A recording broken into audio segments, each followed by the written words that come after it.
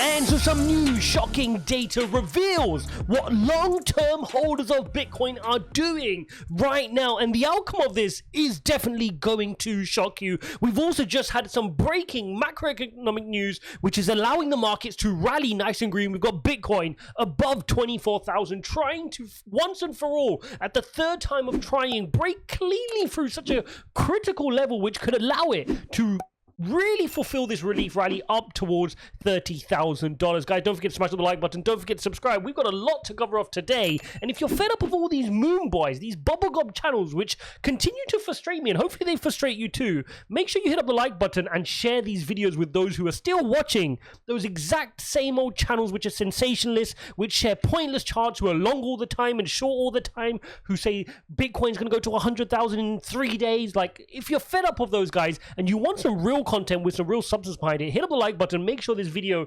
gets shared with the people who need to see it. And as you can see here on the Bitcoin price, third time trying here at $24,000, we need to post that higher high. One thing I'm very cognizant of right now at time of recording this video is the volume. We've still got another hour before this hourly candle closes, but the volume is not looking fantastic here, okay? So the way to look at this is look at the previous time when we tried here. The first time we tried, look at the volume in this period. It was good volume, right? It's better than we are now.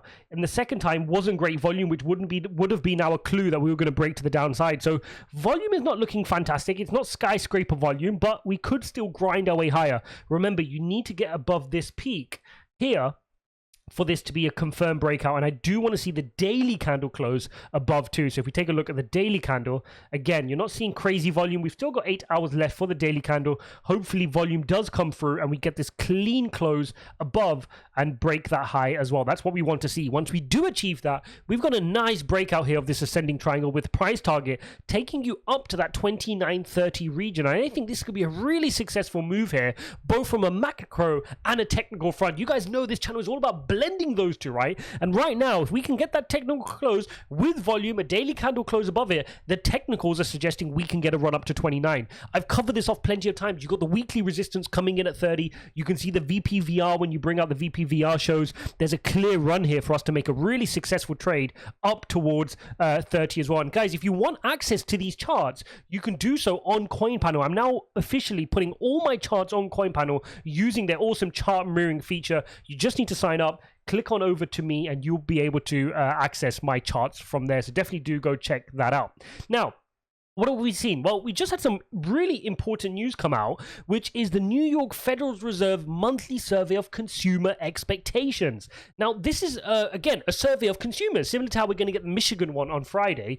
The New York one came out, and it was good because what it showed was that consumers expecting less inflation, 6.2% versus 6.8% last month, and 3.2 versus 3.6 when they took the survey last month. So this is good, and this is going to be positive news for the Fed, because if consumers aren't expecting inflation, they won't act like so, and they won't delay their purchase. So this is good news here, and it's allowing the markets to have a positive open today. You can see the markets are open, and this is not something that isn't, is out of the norm, right? On a Monday with the CPI on a Wednesday, it's very normal for markets to open up really aggressively with a bit of green, and there's a lot of opportunities for you guys to trade those opportunities, but don't be surprised if we see huge volatility later on in Tuesday, tomorrow, and going into the meeting on Wednesday, the announcement of CPI on Wednesday as well. So definitely don't just think, oh, it's going to be green all week. Not necessarily the case, but I do think if CPI, which we're expecting to come in at 8.7, I've covered that off a few times now, we want to see this notch down. This is 9.1 in the previous meeting. If it notches down to 8.7, or even if it's any reading, which is okay, like even 8.8, even 9, I think the market will be okay.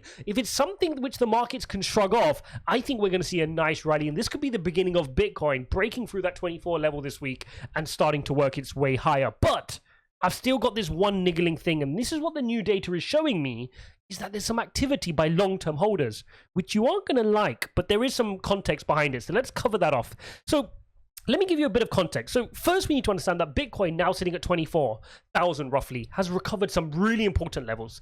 First, it's recovered the 200-week moving average. We've covered that off plenty of times, right? That was at about 22,800. We beat that. Then you've got the long-term holders cost basis, the cost basis on average of the long-term holders. That was sitting at 22.6. We've recovered that. And then you've got the overall market's cost basis, which was 21.8K, and we've gone beyond that. So this is good. We've managed to get above these key levels. But what I do want to show you is that over the last few weeks here, let's say the last 21 days or 3 weeks here, we are seeing long-term holders distribute on average and not accumulate. Very, very important. We are seeing them distribute and not accumulate. Currently, long-term holders are holding 1.6% less than they were doing at all-time highs. So they're not accumulating, they're letting some go. And remember, long-term holders account for around 80% of Bitcoin circulating supply. Okay, so that's an important note to look at. And there are two different ways we can look at the stress that long-term holders are on. You can look at their, what is called their unrealized stress, and this is what their unrealized stress is. You can see that has started to improve recently, but you could see they were in a bunch of stress here during this period. And that is one of the reasons why maybe when we're ticking back into the green, they're seeing this as an opportunity to sell some of their bags, which previously were in much more red when you were lower at 17,600 during this period. Now, the other way to look at things is to look at their realized. Okay, so this is actually long-term holders spending. And if you look at the last 21 days, what this is showing, this is the difference between the long-term holders and their spend output profit ratio. You are seeing that the SOPR sits between 0.39 and 0.89. In layman's terms, what this means is during the last 21 days, you've had long-term holders who have sold Bitcoin between a minus 11% loss and a 61% loss. Yes, long-term holders have been selling over the last 21 days. But there's an important caveat. The long-term holders which have been selling are those who had previously bought at peaks. Okay, these were the long-term holders because we've been in this bear market for quite a while now. So you've officially got classified long-term holders who technically, as far as you and I might categorize them, are a bit more of tourists. They're the people that bought in at 69,000 in November of 2021, or even earlier in 2021 when they bought on the high at 64,000. Those are the ones you're finding that are selling right now. And the good news, which we've covered off in previous videos, is generally when they distribute, they're selling to people who are more optimistic, new short-term holders who are coming into the market with a cost basis of 20K on Bitcoin, waiting for the next run up to 100,000.